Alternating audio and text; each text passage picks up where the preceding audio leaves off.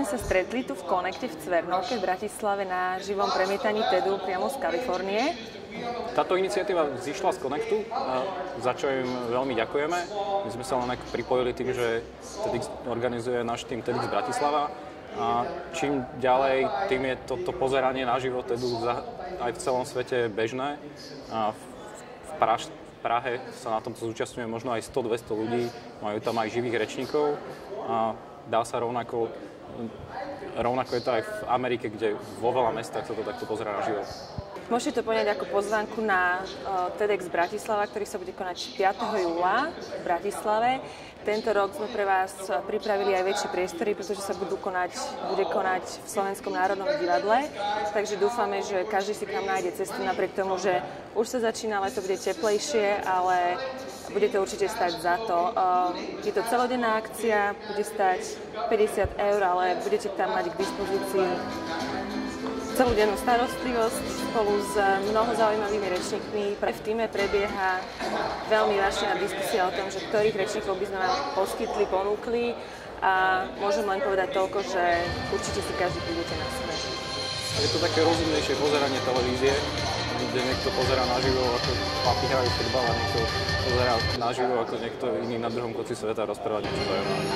TEDx Bratislava, alebo TED ako taký, je nezávislé podujatie, ktoré má za cieľ priniesť v jeden čas na jedno miesto mnoho zaujímavých ľudí, mnoho zaujímavých rečníkov, ktorí majú možnosť svojim divákom alebo účastníkom TEDxu sprostredkovať svoje myšlienky, svoje nápady, svoje vášne, pretože hlavným motom TEDxu sú myšlienky hodné šírenia a nie je lepšej cesty, ako sa dozvedieť nové informácie, ako poznať nových ľudí, poznať nové nápady a myšlienky, ako sedieť a počúvať to práve od ľudí, ktorí sa tomu vášnivo venujú, naozaj tomu rozumejú a robia to s láskou a so zanietením.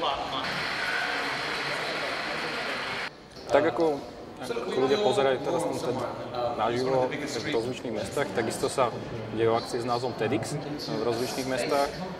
Tieto akcie sú organizované menšími tímami, či už to je na Slovensku, v Bratislave, Nitre, Košiciach, Prahe. A majú podobný formát, je tam veľa rečníkov v priebehu jedného dňa a tie príspevky sú skoro inšpiratívne ako edukatívne, plné optimizmu. A takúto akciu budeme mať aj v Bratislave v júli, 5.7. A veľmi sa nám teším. Otcom bratislavského TEDxu je Rastio Gešvantner, ktorý sa do toho pustil so svojimi priateľmi a možno aj s ľuďmi, ktorých predtým nepoznal, ale títo ľudia poznali vôbec formát TEDu z Kalifornie. Prvý TEDx sa konal v Bratislave 4 roky dozadu a už vtedy si našiel svojich verných fanúšikov a odtedy v podstate sa koná každý rok. A dokonca máme pocit, že sa myšlienka šíri ďalej aj na Slovensko, pretože tento rok sa budú konať TEDx konferencie aj v Košiciach, v Banskej Bystrici, v Nitre a nedávno sme dostali správu, že aj v Piešťanoch bude mať svoj vlastný TEDx.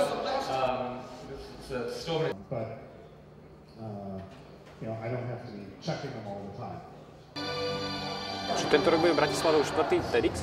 Pilne na ňom pracujeme, zháňame rečníkov, snažíme sa pripravovať zaujímavé témy, o ktoré ľudia majú záujmy. Bude sa konať v budove Slovenského národného divadla. Tento rok sme sa rozhodli ísť do väčšej kapacity, z toho dôvodu, že minulý rok zostalo veľa ľudí, ktorí sa už dovnútra nedostali. Tento rok sme dosť nebojácni, čo sa týka rečníkov, oslovujeme naozaj veľké mená, ako Hillary Clinton, ktorá žiaľ nemôže prísť. Rozmýšľali sme o Haruki Murakami. Takže veríme, že sa nám podarí priniesť naozaj pár dobrých peciek a vždy sa snažíme naozaj vyčnúchať aj na Slovensku zaujímavých ľudí, ktorí nie sú až tak známi v médiách, ale ktorí naozaj dokázali niečo dobré a priniesť ich na ten stage, aby o tom rozprávali a podelili sa. To je taký môj vnútorný cieľ, zvýšiť optimizmus Slovákov o tom, že aj tu sú šikovní ľudia, šikovné témy a stojí na tom pracovať. Od toho momentu, čo som mal možnosť vystúpiť na TEDxe, sa v mojom živote nezmenilo nič hmatateľné. Akorát som následkom tohto vystúpenia týždeň sa nezmestil do Zárubní, pretože to bolo pre mňa veľkou poctou.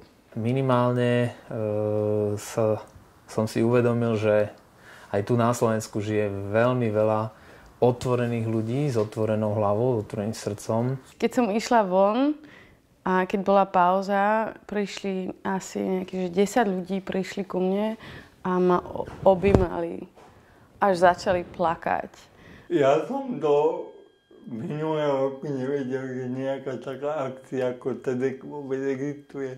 Kamarát ma presvedčil, aby som sa tejto akcii zúčastnil a bol som milo prekvapený, jak je to veľká akcia, že je to celosvetová akcia a že koľko ľudí má záujem o takéto niečo. Na TEDxe ma prekvapilo to, že účastníci nie sú obyčajní prednášajúci, ale že to berú ako nejaký taký happening, ako veľkú spoločenskú udalosť, kde sa oplatí a kde sa vyžaduje prítomnosť počas celého toho TEDxu, čo ja som nevedel. Prišiel som len na tú svoju časť prosto a potom mi to bolo ľúto, že som tam nebol celý čas.